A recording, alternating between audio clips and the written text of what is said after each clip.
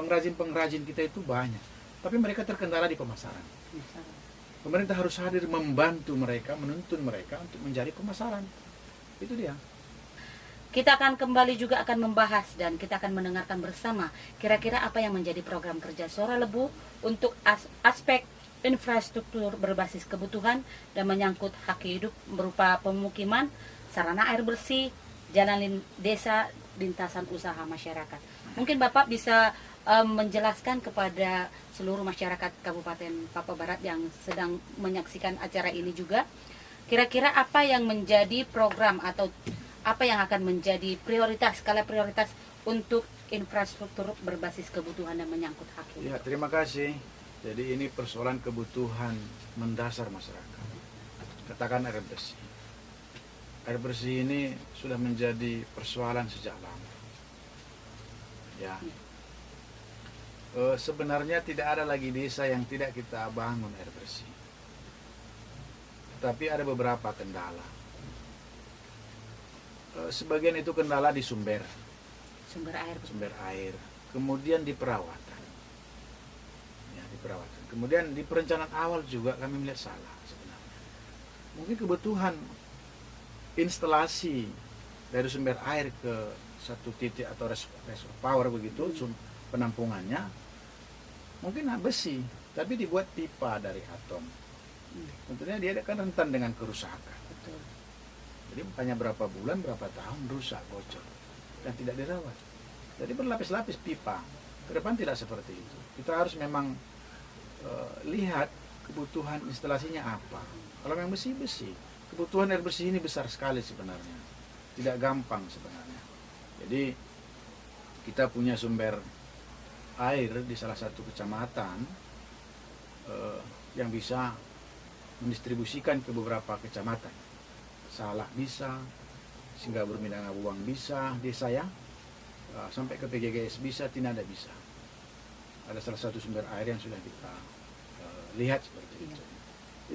Ini persoalan mendasar ini. Sukarame itu begitulah. Bukan gak ada air, ada, tetapi mungkin nanti kita lihat persoalannya di mana, sehingga kita harus duduk bersama dengan seluruh pemangku wilayah. Kan persoalan di sana saja sebagian ini ya. Butuh sosialisasi lebih utuh lah. Atau mungkin ada kaitannya juga dengan nanti untuk jalan desa, lintasan usaha masyarakat, sehingga bisa bersinergi keduanya antara perpipaan dengan juga jalan desa. Jadi soal infrastruktur kebutuhan situ, sesungguhnya kita ada di posisi 65% sekarang, lebih kurang. Tinggal peningkatan. Belum maksimal berarti Pak. Tinggal peningkatan kebutuhan fasilitas-fasilitas itu. Apakah gedung pemerintah mungkin sudah 90% infrastruktur jalan, jembatan, itu tinggal peningkatan saja. Masyarakat harus kita dorong untuk rasa memiliki itu. Setiap bangunan pemerintah harus kita tingkatkan. Sama-sama kita menjaga dan merawat segala aset-aset yang dibangun oleh pemerintah kabupaten, kecamatan maupun desa. Kita punya dana alokasi desa besar, kan bisa dikomunikasikan dengan baik oleh pemerintah kabupaten. Desa, kamu mau kemana tahun ini? Anggaran berdasarkan hasil musyawarah dengan masyarakat. Oh, ke sini. Kalau begitu dari kabupaten sini saja ya. Jadi kan ini saling melengkapi, saling ini dia.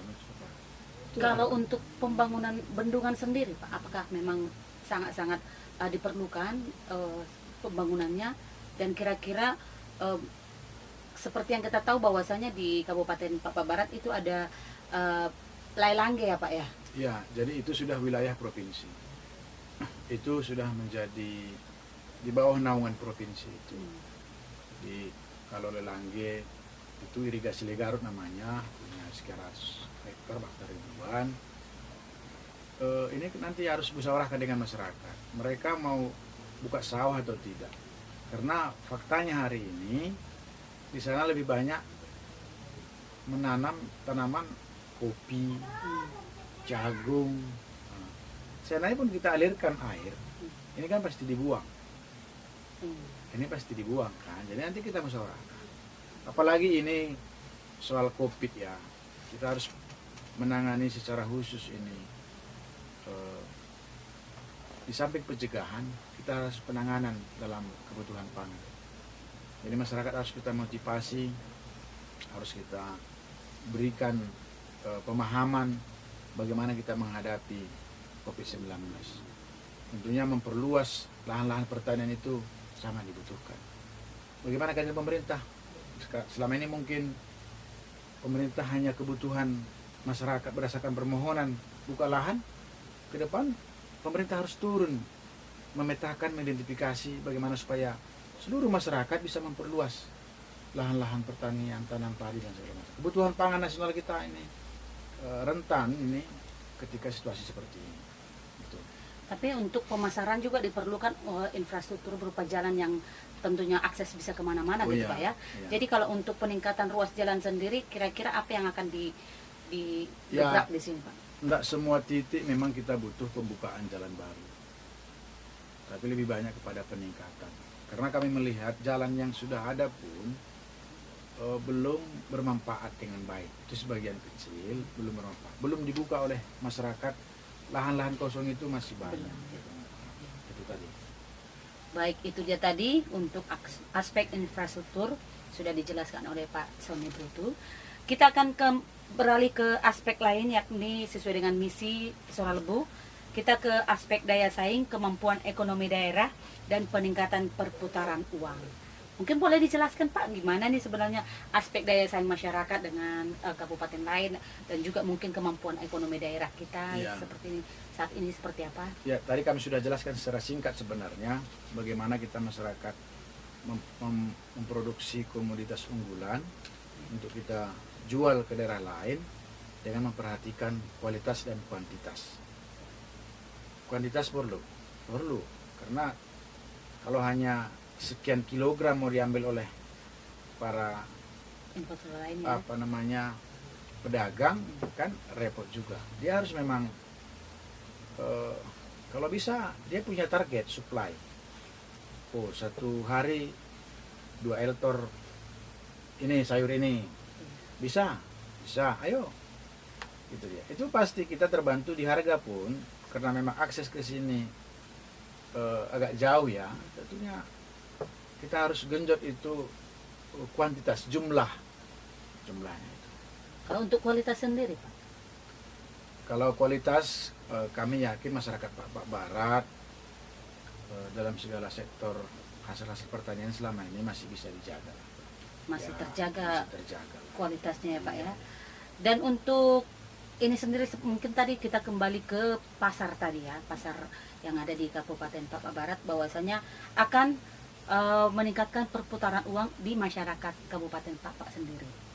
Nah, bagaimana nanti tindakan atau kinerja dari Sora Lebu untuk kembali meningkatkan pendapatan masyarakat apabila perputaran uang semakin meningkat di Kabupaten Papua Barat sendiri? Tadi kami sudah sampaikan siklus perputaran uang kita, katakan tadi kami sampaikan begitu ya, peternakan tadi. Di sini diproduksi kebutuhan masyarakat, di sini dikonsumsi. Ini kan perputaran uang itu, perputaran uang. Tetap di daerah itu sendiri. Iya.